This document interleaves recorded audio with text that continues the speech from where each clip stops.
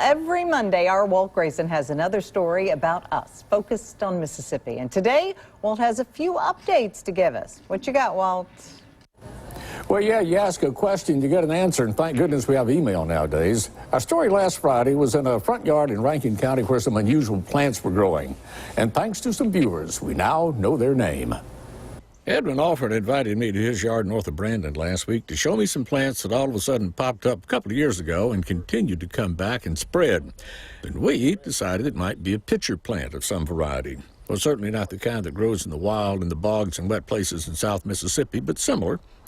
Well, Betty Jacobs emailed more information about the plants. She says she used to see them all the time but hadn't seen them in years, and says they're called Jack in the Box or Jack in the Pulpit. And if this is what's growing in Edwin's yard, then they may be more like calla lilies than pitcher plants. Teresa L. in Braxton sent a photo of these and wanted to know what they were. They grow in the wild and bloom about right now, and those are Louisiana trillium. Actually, that's what I thought Edwin had growing in his yard until I saw that sprout and that bloom. Well, here's the shot of a Louisiana trillium that Peggy Napoli from Crystal Springs sent me.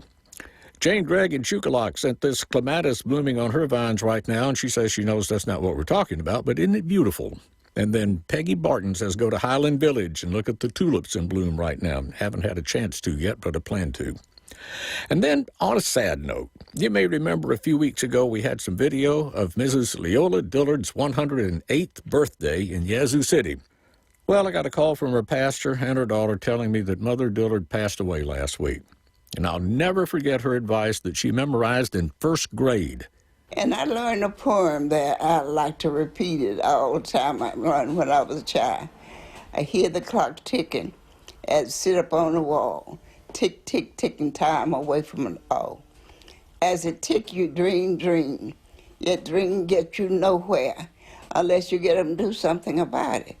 And Mrs. Dillard did something about her dreams and touched many lives in Yazoo City, and her wisdom and values will live on for another 100 years as generations are guided by what she passed along to all of us.